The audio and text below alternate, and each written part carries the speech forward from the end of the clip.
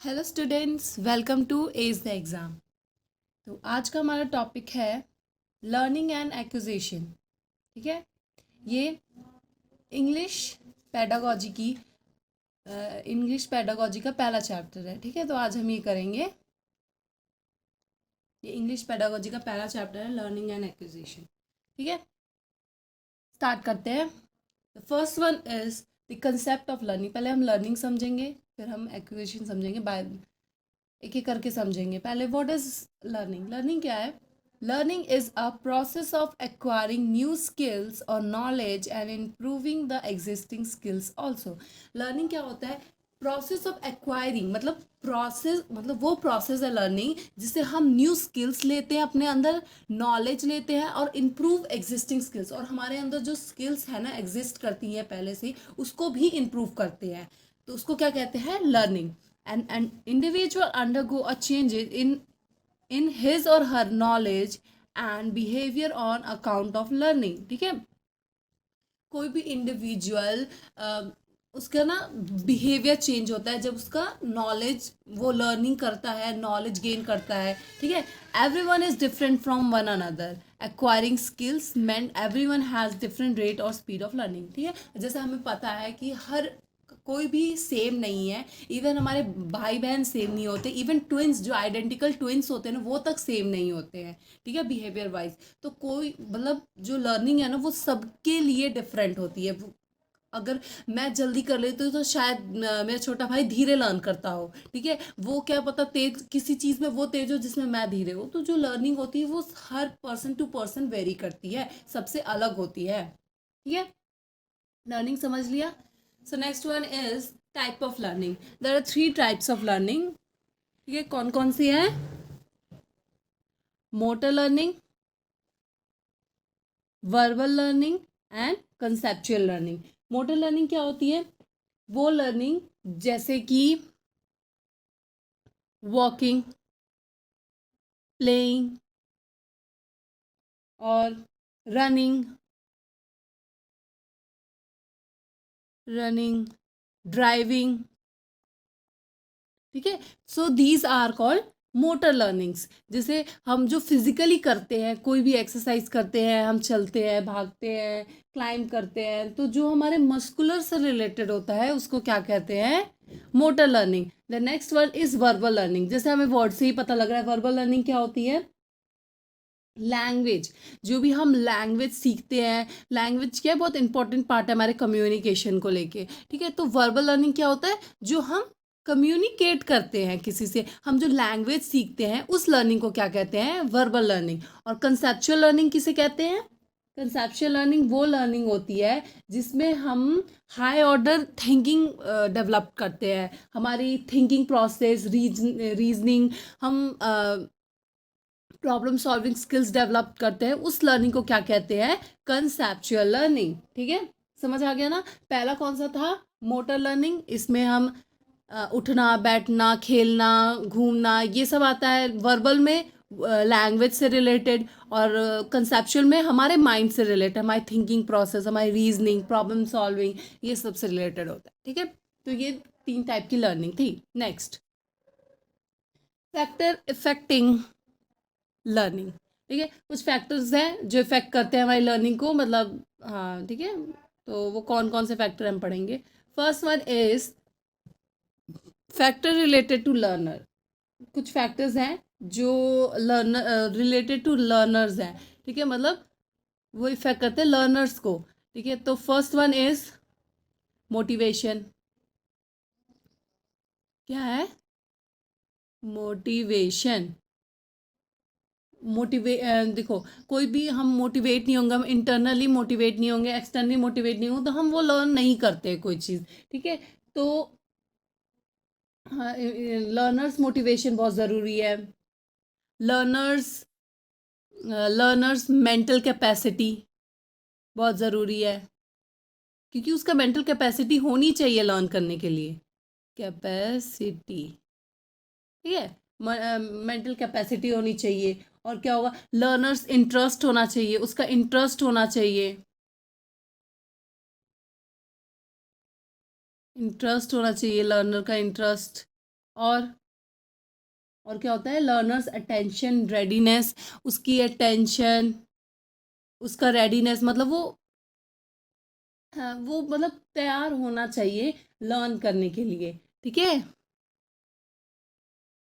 उसका रेडीनेस, ठीक है। तो these are the factors that affect the learner's motivation, mental capacity, interest and attention, ठीक है। Some other factors are related to teachers, ठीक है, कुछ फैक्टर्स है जो टीचर्स की वजह से इफेक्ट करती है, वो कौन कौन सी हैं।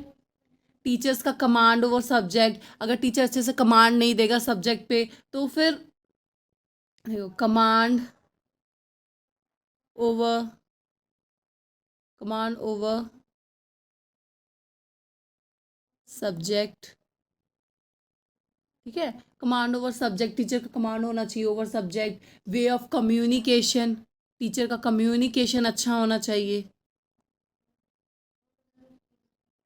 कम्युनिकेशन टीचर का अच्छा होना चाहिए। उसके बाद पर्सनालिटी, टीचर का पर्सनालिटी, एटीट्यूड लर्नर के हिसाब से होना चाहिए, मतलब बहुत एग्रेसिव होगा तब भी बच्चे नहीं अच्छे से लर्न कर पाएंगे। पर्सनालिटी, टीचर्स का एटीट्यूड, ये सब मैटर करता है किसी लर्निंग में, किसी बच्चे के लर्निंग में, ठीक है। बिहेवियर, बिहेवियर बहुत ज़्यादा मैटर करता है, कैसा बिहेवियर है टीचर का।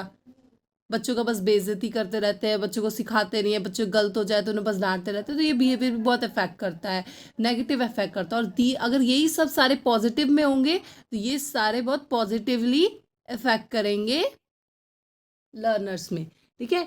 और next one is factor related to environment, ठीक है। कुछ फैक्टर्स हैं जो environment, teaching material and human resource से अफेक्ट करते हैं। कौन कौन से हैं वो, जैसे कि इंफ्रास्ट्रक्चर, यार लिखता क्यों नहीं है, इन इंफ्रास्ट्रक्चर, इंफ्रास्ट्रक्चर है तो राइटिंग समझ नहीं आएगी, ठीक है। और इन्वायरमेंट, इन्वायरमेंट थोड़ा उनका अच्छा होना चाहिए तभी बच्चे लर्न कर पाते हैं। और size of classroom, size of class, उसके बाद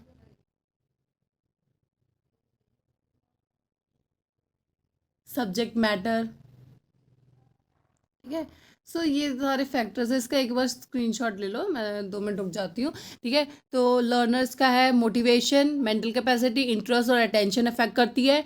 और टीचर्स का command over subject, communication, personality, attitude और बिहेवियर करता है।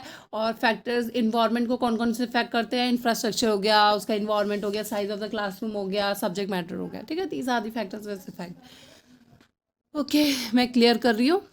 नेक्स्ट वन इज,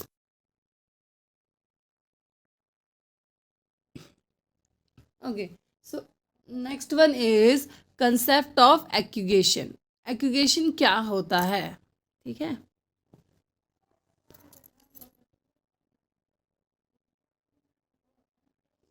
एक्यूजेशन होता है, इसमें एक्यूजेशन होता है कोई भी, देखो, when language is learn naturally, कोई भी लैंग्वेज हम नेचुरली लर्न करते हैं without any systematic practice, it is called accusation, ठीक है। एक्यूजेशन क्या होता है, कोई भी चीज़ जो हम लर्न करते हैं,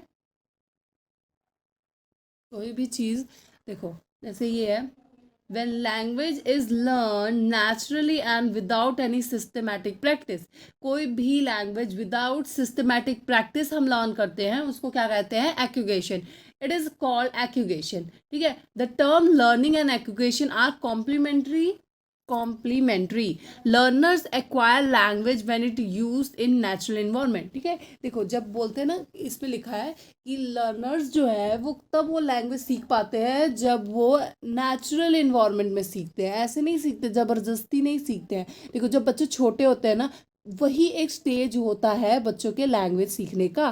तो उसी टाइम मोस्टली बच्चे लैंग्वेज सीख जाते हैं। आप जो लैंग्वेज घर में बोलोगे वो लैंग्वेज वो सीख जाएंगे। बड़े होकर सीखना बहुत मुश्किल होता है, बड़े होकर हम भी कोई कोई लैंग्वेज सीख रहा होता है तो बहुत मुश्किल होता है। लेकिन वो जो पीरियड होता है ना टाइम का बच्चों का, जन्म से लेके 6 7 8 तक, वो टाइम जो होता है उस टाइम पे बच्चे ज़्यादा लैंग्वेज सीखते हैं। ठीक है, तो वो नेचुरली सीखते हैं। जो नेचुरली कोई चीज़ सीखते हैं उसको क्या कहते हैं? एक्यूगेशन कहते हैं। ठीक है, concept associated with acquisition and learning, कुछ कंसेप्ट हैं एक्यूगेशन और लर्निंग के जो कुछ हमारे साइकोलॉजिस्ट ने दिए थे। The first one is Piaget's concept. पियाजे ने क्या कंसेप्ट दिया था? पियाजे ने दिया था पियाजे का जैसे हमने पढ़ा है कि पियाजे का लर्निंग कैसे स्टार्ट होता है? एडेप्टेशन,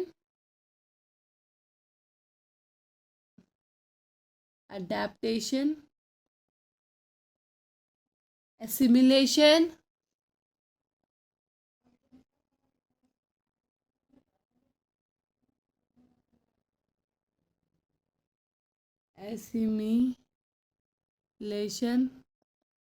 और नेक्स्ट वन इज अकोमोडेशन। ठीक है, these are the 3 factors given by Piaget's concept. ठीक है, वो क्या कहते हैं कि जो लर्निंग कोई भी होती है ना, लर्निंग कैसे स्टार्ट होती है? अडेप्टेशन से, एसिमिलेशन से एंड अकोमोडेशन से। अडेप्शन से कि अडेप्ट करते हैं हम कोई चीज़, एसिमिलेट करते हैं कि कोई चीज़ और हम उस इसमें ऐड करते हैं, और अकोमोडेशन जो हम कोई और चीज़ मॉडिफाई करते हैं। ठीक है, मतलब अडेप्टेशन और एसिमिलेशन थोड़ा थोड़ा सिमिलर है, बट अकोमोडेशन में क्या होता है कि हम कोई चीज़ मॉडिफाई करते हैं। जैसे बहुत फेमस एग्जांपल है, जैसे एक बच्चे को बताया कि ये डॉग दिखाया, ये डॉग है, ये डॉग है। ठीक है, तो उसने देखा कि उस डॉग के 4 पैर है। ठीक है, तो अगली बार जब उसने कैट देखा ना तो उसने यही बोला कि मम्मी ये देखो डॉग। तो उसकी मम्मी ने बोला नहीं ये डॉग नहीं, ये कैट है। तो उसका अडेप्टेशन में था कि ये डॉग है। एसिमिलेशन क्या हुआ कि उसे पता लगा कि हर 4 पैर पे चलने वाला डॉग नहीं होता। ठीक है, तो वो एसिमिलेट हुआ कि अच्छा, तो ये वो कंफ्यूजन क्रिएट हुआ उसमें कि ये क्या हुआ, अच्छा अच्छा, ये तो डॉग, पहले उसे डॉग की इन्फॉर्मेशन थी, अब उसकी कैट की भी इन्फॉर्मेशन हुई, तो वो एसिमिलेशन हुआ। और अकोमोडेशन, फिर उसने अकोमोडेट किया, अपने इन्फॉर्मेशन को मॉडिफाई किया ये करके कि ठीक है, मतलब हर 4 पैर पे चलने वाले डॉग नहीं होते, वो कैट है। तो उसने कैट और डॉग दोनों अपने दिमाग में फीड किया। तो इसको क्या कहते हैं? अकोमोडेशन। ठीक है, समझ आ गया? अडेप्टेशन जो हमारे पहले से इंफॉर्मेशन एग्जिस्ट करती है। Okay, the next one is, इन्होंने क्या दिया था? He also said that classification was the important of learning language. इनके लिए लर्निंग लैंग्वेज यही था, adaptation, assimilation, accommodation, according to Chomsky. ठीक है, चॉम्से जो भी है। ठीक है, इनके अकॉर्डिंग क्या थी? ये जो लैंग्वेज है इनके अकॉर्डिंग था कि every person possesses language learning device which is hypothetical tool hardwired into brain। इनके अकॉर्डिंग एक LLD डिवाइस सबके अंदर होती है। इसमें क्या होता है? ये होता है language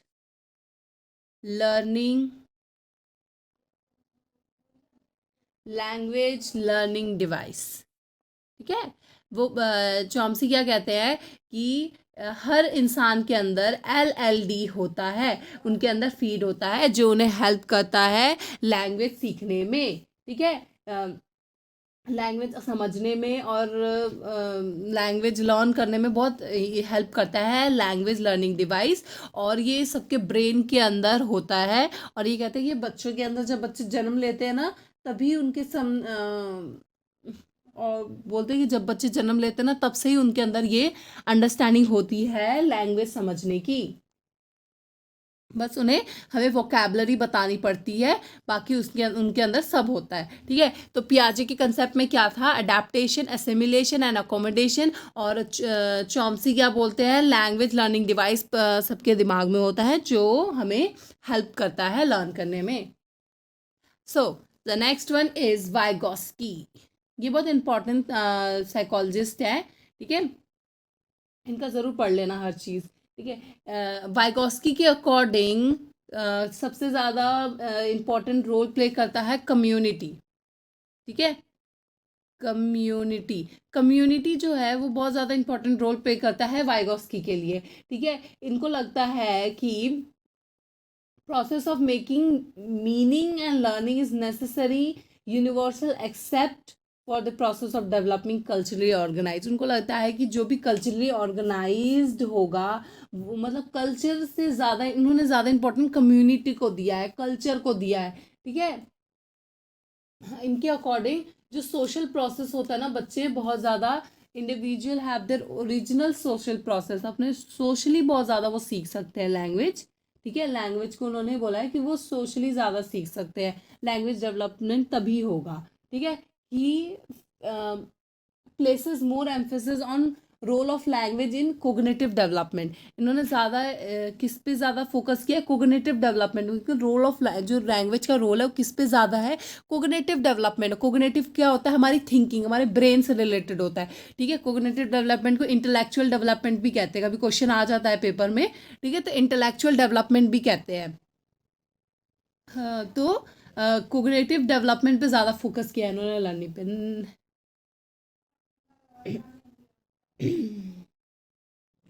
so next one is Pavlov. या पैवलव की स्पेलिंग गलत लिखी है, पैवलव की स्पेलिंग कलर करना, पैवलव है LOV, ठीक है। पैवलव्स कंसेप्ट ऑफ लर्निंग है, ठीक है। तो पैवलव क्या बोलते हैं कि जो भी लर्निंग होती है वो किसके अकॉर्डिंग होती है, क्लासिकल कंडीशनिंग के अकॉर्डिंग होती है। क्लासिकल कंडीशनिंग पैवलव की थ्योरी थी, इन्होंने दी थी ना क्लासिकल कंडीशनिंग वाली थ्योरी, ठीक है। तो वो कहते हैं कि कोई भी जो थ्योरी है वो किस पे है, बेस्ड होती है, क्लासिकल कंडीशनिंग,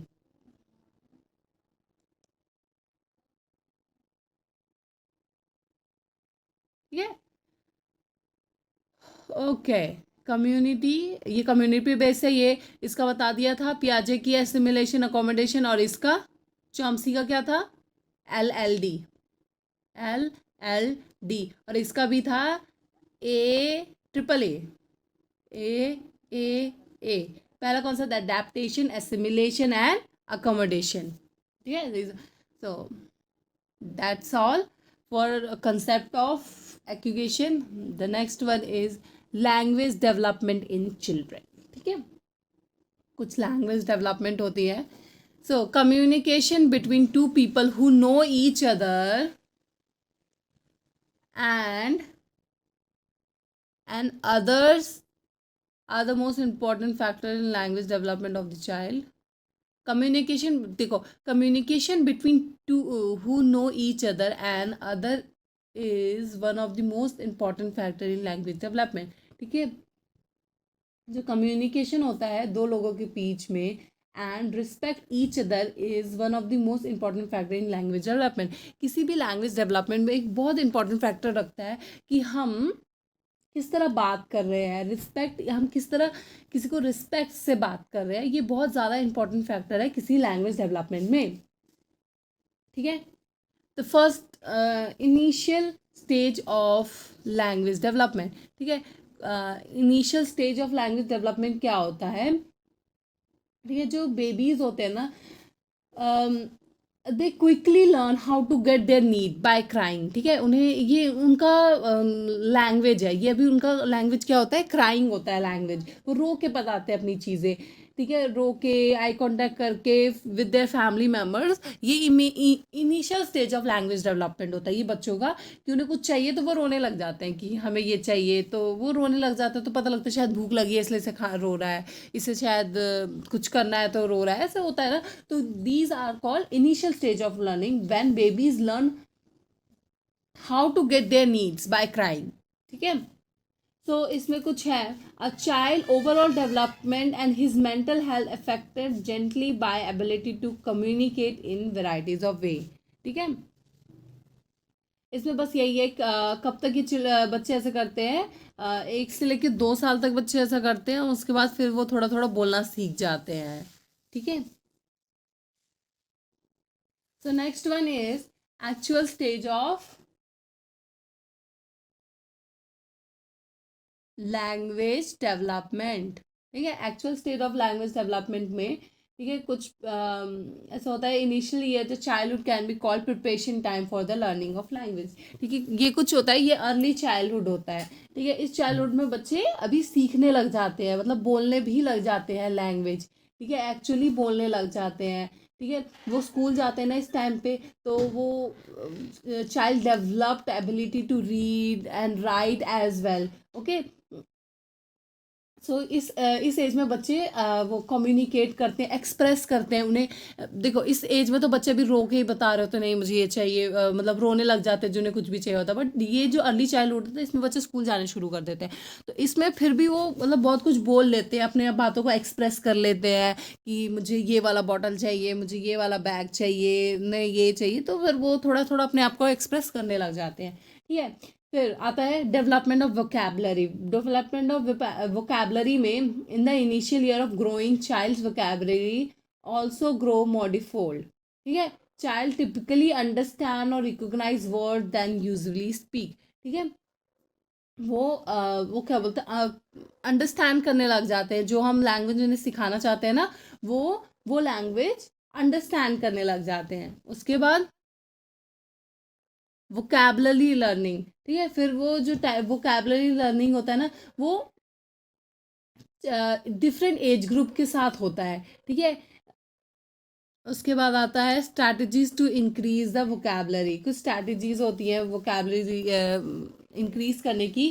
तो जो चाइल्ड होता है, follow your child's lead, if parents talk, if if parents talk about what interests the child, he she may pay attention and learn new words। ठीक है, बच्चे जब बड़े बात कर रहे होते हैं तब सुन के न्यू वर्ड्स लर्न करते हैं। Children need to hear a word repeatedly, कोई भी वर्ड ज़्यादा बार सुनते हैं तो वो लर्न कर लेते हैं। Help one child to understand a new word. ठीक है, along with speaking new word some action and gestures should also follow. I really have acquiring new words easily. ठीक है, वो वर्ड्स के साथ गैस्चर भी सीख लेते हैं कि किस तरह बोल रहे हैं, कि कैसे हैंड का गैस्चर कर रहे हैं, तो वो सब भी सीख लेते हैं। ठीक है, so that's all for today. Thank you, stay connected and I will catch you in next one.